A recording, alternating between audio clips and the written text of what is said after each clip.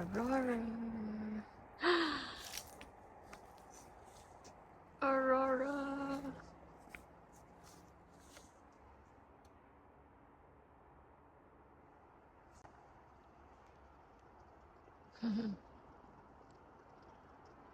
Doon lang siya sa isang side.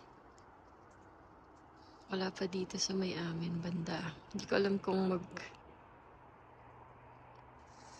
nadami pa siya eh. Pero nandun lang siya. Abang tayo. Ayun pa lang siya.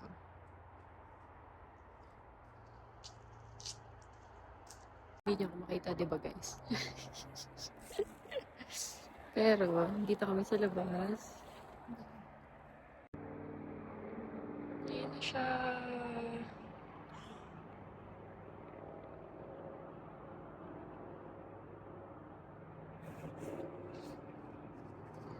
Dancing Aurora.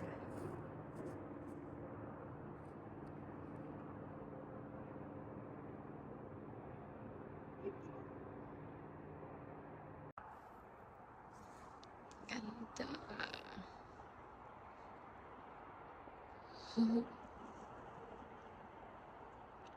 Isang area lang siguro siya, no? Unlike last time na talagang buong dito sa tapat namin meron. Hanggang taas. Hanggang taas. Ito feeling ko isang ano lang. Ganda. Magpipink kaya yun? Ito oh. Kaya nga eh. Lamig. Anong tempa ngayon? Lamig. Ayan, nagdodoble na siya oh. Sasulat ng galit.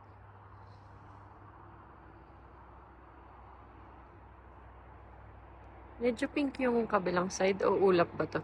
Hindi ko na alam kung ano yung ulap sa hindi.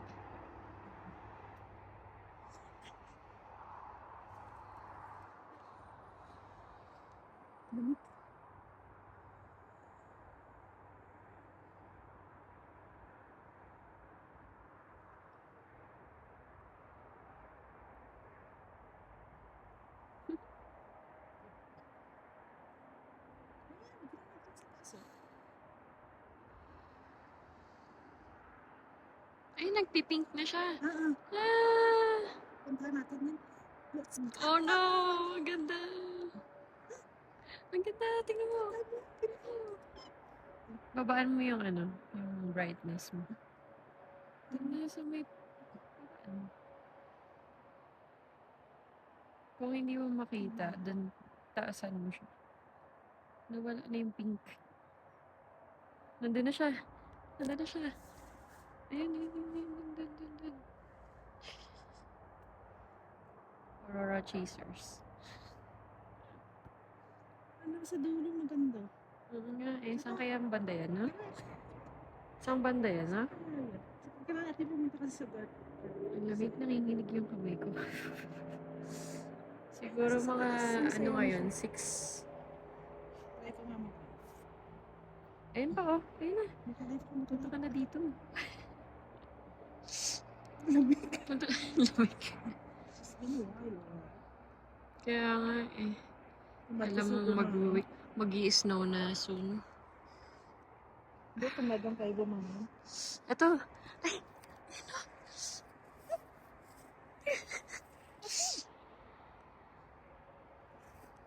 Ayun!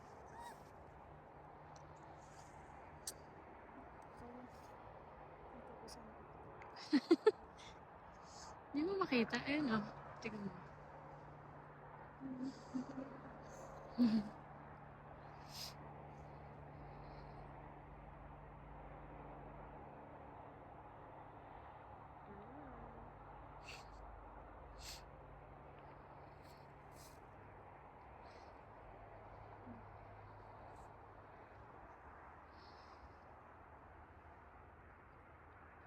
Meron dito, pero ano, malabo eh. Doon talaga yung madami. Ayun, maliwanag ko.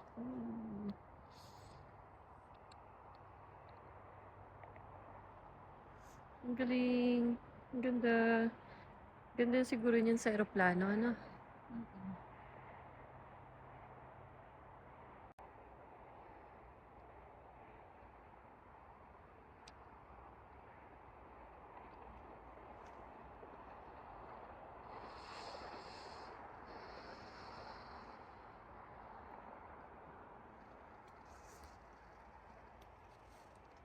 Wala dito sa side, sa kabilang side. Ayun, sa taas.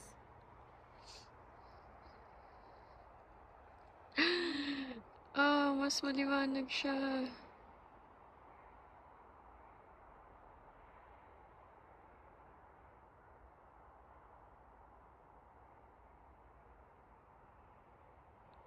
Lamig na lamig yan. Painit mo tapos labas ulit. Painit, tapos labas ulit kasi maulap na. Natakpan na ng ulap. Paano ba naman? Oh, jacket sa taas. Tapos, manipis na pajama sa baba. Tapos, wala kaming medyas. Tumabas. Very good, di ba? Ngayon lang nagising. Ayan, yung mga, yan, ano yan, yung tires namin. Nagpa-change na kami ng winter tire in preparation for winter.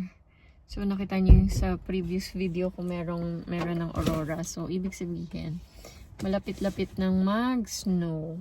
Di ba, no? Yes. So, sa ano kami, sa Canadian Tire kami nagpa-change ng gulong. Naka-sale kasi. Asan yung papel natin? Sabihin ko sa inyo kung magkano yung binayaran namin. Ito yung nabili namin. Continental. Original price niya is nasa 330? 350. Tapos naka-sale. So, 234 siya per tire. Tama ba? 34 o 234 yung original niya. Tapos may discount. Basta discounted to eh. So, mas makakamura kaysa dun sa Bridgestone. Bridgestone? Yung isa na tinitignan ko. Naka-sale din yun. So, halos same lang. Pero yung original price nun is 266. Ito, alam ko ang original price nito is 320, 350, parang ganon. Hindi ko na natandaan. Pero mas malaki kasi yung savings nito. Plus, parang pag mga ganon kasi nasa 300, ganyan. Premium tire na siya. Yan. Tapos may mga additional lang na mga for payment. Yung balancing, tire mount, ito yung installation, yung balancing ng tires. Yan, 25 per tire. So, $100. Tapos, ano ba tong iba? Nitrogen, yung sa pressure ata to. Yan, per tire. Tapos, ang total namin, ito may dinecline kami dito yung parang warranty ata na kapag nasira yung tire within 6 years, ganyan, may something. Basta may in-explain siya. So, another, ano na naman kasi yun, $100 may dinecline kami. Ito hindi ko alam bakit naka-decline. Environmental fee tsaka tire replacement. Hindi ko alam. Baka ano to. Yun nga. Yung warranty na sinasabi niya. Basta may dinecline kami na $100 eh. Tapos, ito, asan yung total nito? Total nito ay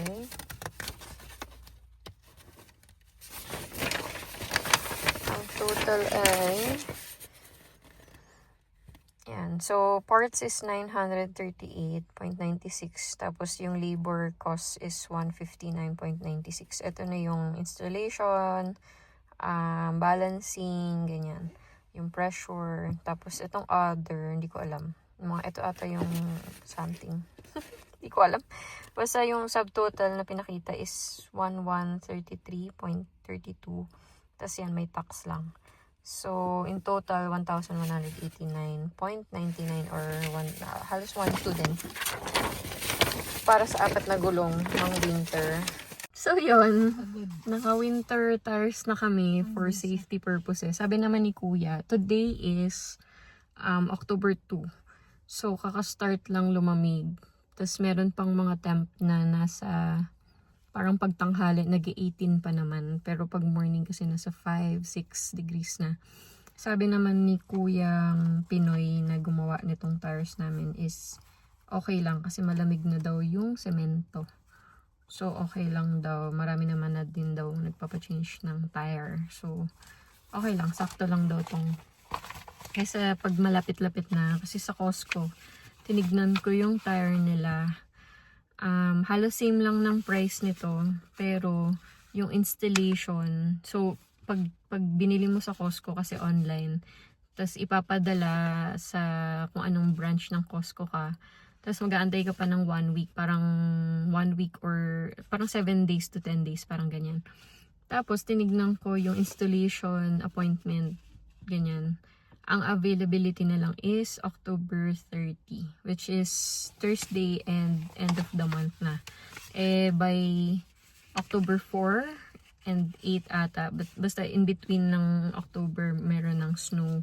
So, yun lang. Gusto lang namin prepared kami for safety purposes. First winter natin, na may sasakyan. So, ayun. Syempre, anuhin ko pa eh. Tatansyahin ko pa ang pagbe-brake, pagte-turn. Baka madulas tayo. So, much better na meron na winter tires. Tapos, sabi ni Kuya, since nakita niya kami, palabas na siya pa out na ata si Kuya nun. Sabi niya, ibalik daw namin after 500 kilometers para sa returning ng tire. Kasi daw minsan lumuluwag para lang ma-check ulit. Pagka bagong lagay daw is lumuluwag. So, yun. Itong mga tires na to, binilan pa namin ng cover pero hindi namin alam meron na palang plastic cover. Parang waterproof naman yan. Binilan namin ng waterproof na tapos isang pile lang siya, no? 4 sa isang cover. So, ilalagay namin siya dun sa shed sa likod. So, yun. Mag-exercise tayo. Mag-strength workout tayo ngayong araw. Resistance train. Ay, hindi. Strength training. Okay? Let's go? Let's go. Come on. Ay. Oy, oy, oy. Okay lang. Hindi pala ganun kabigat. Hindi nga, sabi ko nga. Binili Yung namin. bagong tire. Continental. Winter tire. Ito yung binili namin. $23.49. Kasama ko na ba yun? Mamaya na.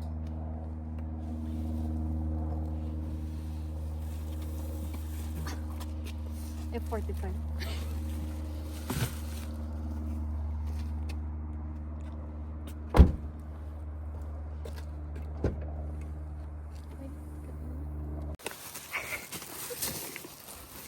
Sige, pakahirap tayo.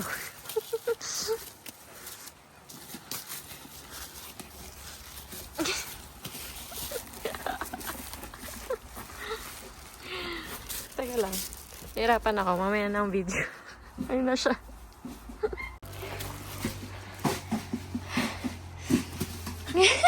Isa pa. Isa pa.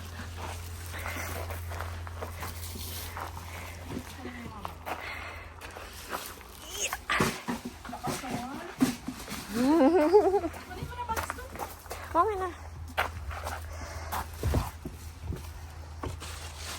Ayun. Ay.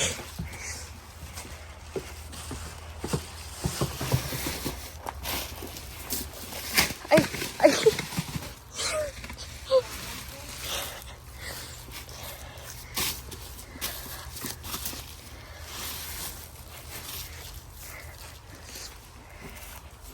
Kaya naman pala niya mag-isa.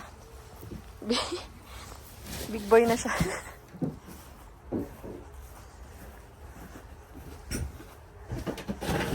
Ay, mga gamit nila ate ta.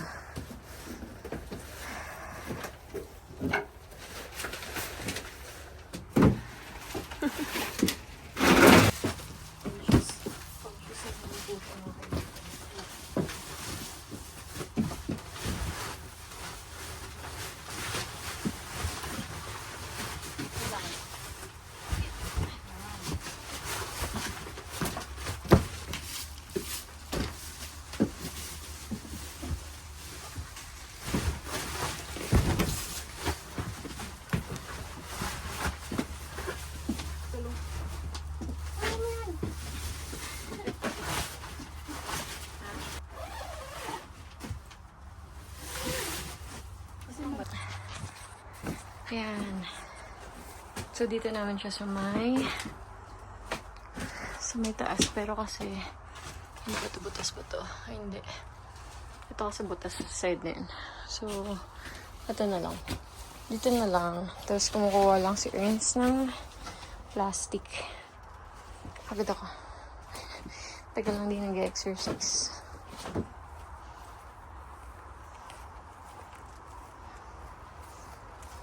Oh, nakakuha na siya.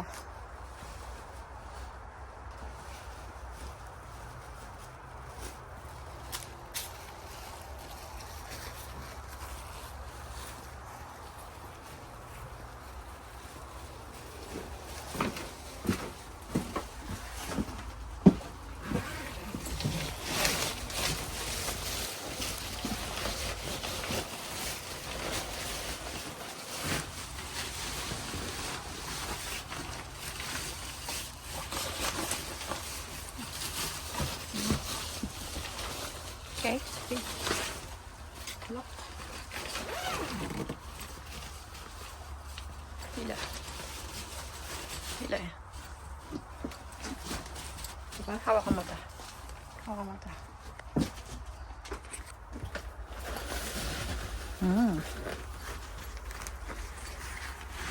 Wala namang butas dito. Ayan.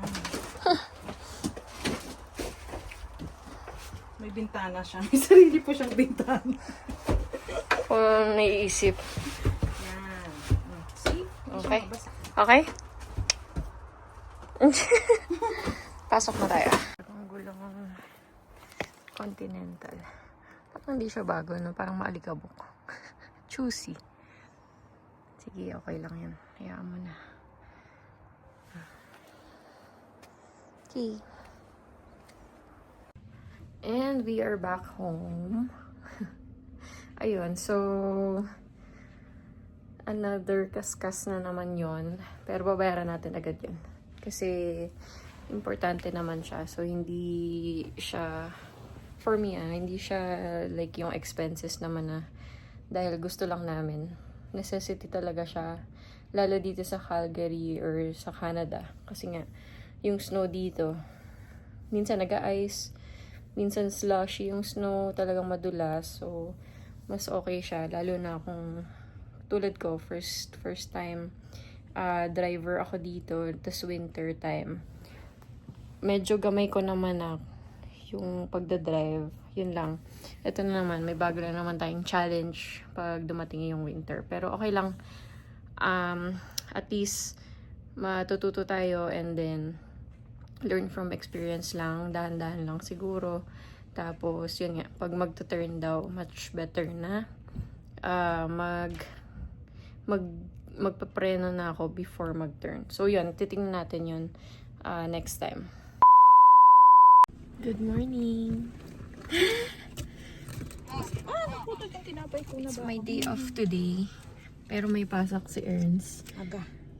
So, maaga pa rin akong gumising. Hatid natin siya. Okay. Ako, guys. Tapos mamaya, ewan ko, may forecast daw ng snow. So, tignan natin. Pakita ko sa inyo later. Pero kung wala, mas maganda. Pero mas okay nga kasi winter tires. Meron na kami. So, yun. Nga. Tapos later, wala akong pasok nga today. Pero baka dumaan ako ng clinic later para kasi magkakaroon ata ng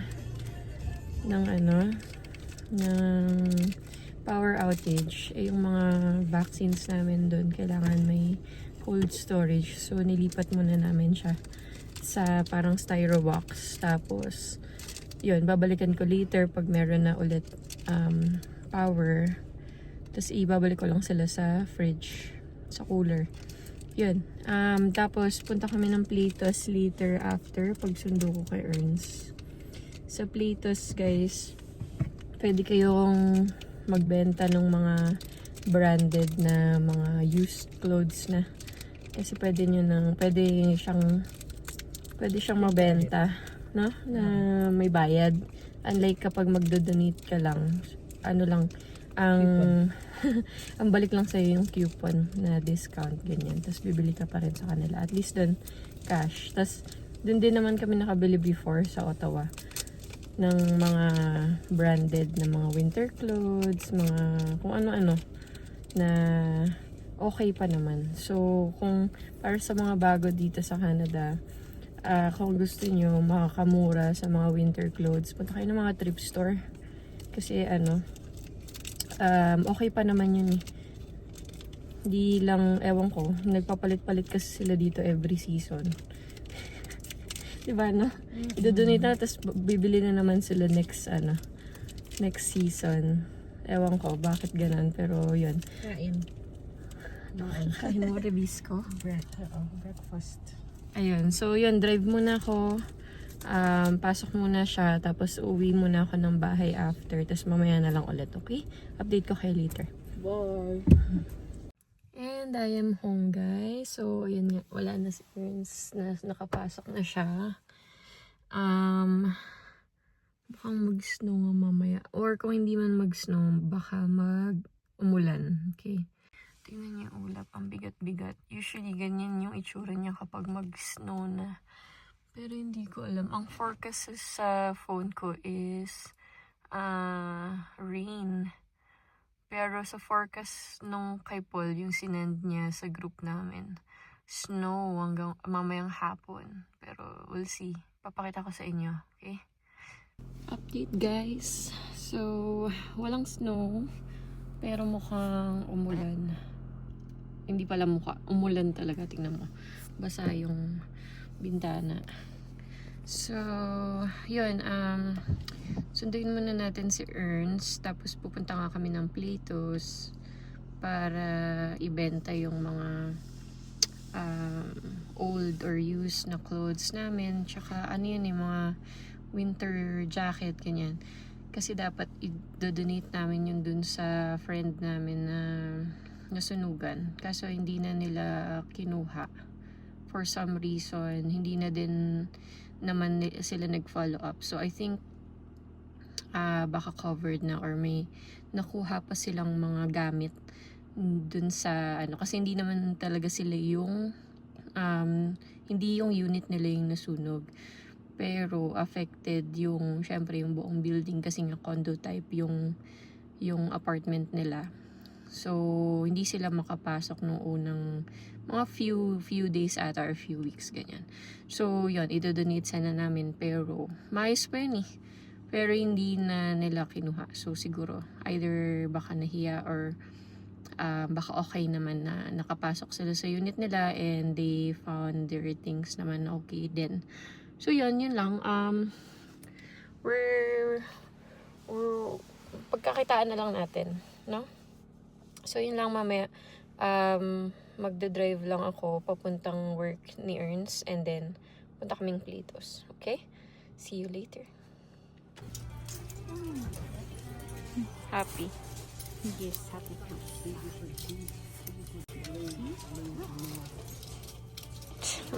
Makakatulong ba sa lamig yan? Yun naman po. Maganda mga shoes na. Trench coat.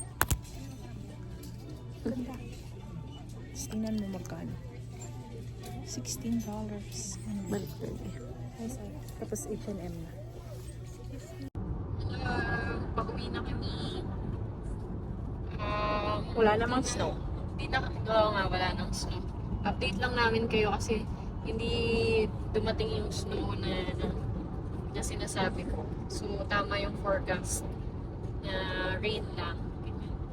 Tapos, kanina, hindi na kami nakapag-vlog sa Playtos. Kasi ang daming tao, no? Ang sikip.